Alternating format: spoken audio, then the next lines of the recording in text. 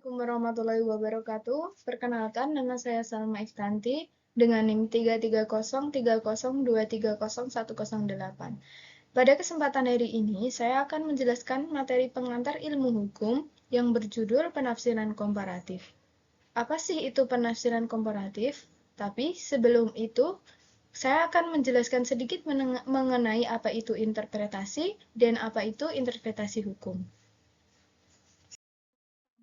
Apa itu interpretasi? Interpretasi adalah proses pemberian makna pada informasi yang melibatkan kemampuan untuk memahami, menganalisis, dan menyimpulkan sesuatu berdasarkan konteks dan pengetahuan. Itu dapat bersifat subjektif dan bersifat individu terhadap informasi. Interpretasi dapat merujuk pada proses meninjau data dan kesimpulan yang relevan. Selanjutnya, interpretasi hukum. Apa sih itu interpretasi hukum? Interpretasi hukum adalah metode atau cara menemukan hukum dengan cara menafsirkan.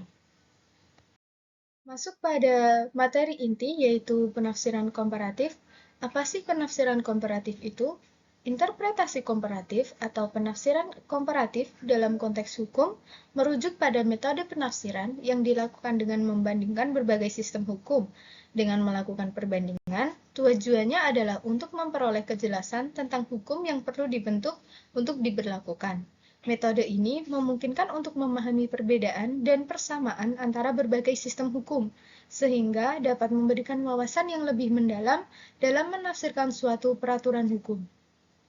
Selanjutnya, contoh kasus yang termasuk pada penafsiran komparatif atau interpretasi komparatif, yaitu dalam Undang-Undang Nomor 42 Tahun 1999, Pasal 36 tentang fidusia, tentang larangan debitur untuk mengalihkan, menggadaikan, atau menyewakan tanpa izin tertulis.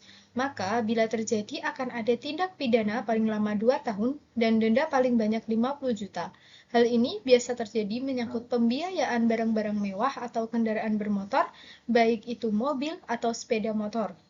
Kemudian dalam pasal 372 KUHP yang mengatur tentang barang siapa dengan sengaja melawan hukum memiliki barang yang sebagian atau seluruhnya milik orang lain, tetapi yang ada dalam kekuasaannya bukan karena kejahatan, diancam karena penggelapan dengan pidana penjara paling lama 4 tahun dan denda 900.000.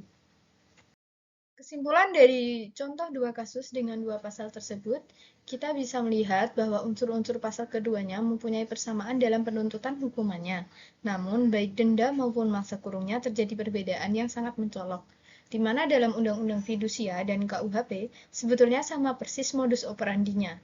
Dijelaskan dalam Undang-Undang Fidusia, kasus yang terjadi sudah ada perjanjian tertulis antara pihak leasing dan pihak pengkredit, sehingga ketika pihak pengkredit dengan sengaja menggadaikan barang ketika belum lunas, maka bisa dijatuhi hukum pidana.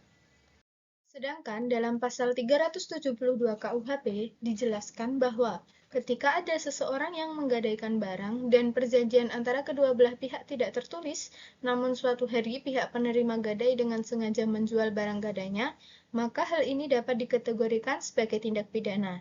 Nah, dari penjelasan berikut dapat disimpulkan bahwa sebenarnya kasusnya sama, namun ada dua undang-undang yang mengaturnya, sehingga kedua undang-undang tersebut dibandingkan dan menghasilkan sanksi sesuai dengan perkaranya. Mungkin cukup ini saja yang bisa saya sampaikan mengenai materi penafsiran komparatif. Apabila ada kurangnya, saya mohon maaf. Wabillahi taufiq wa hidayah. Wassalamualaikum warahmatullahi wabarakatuh.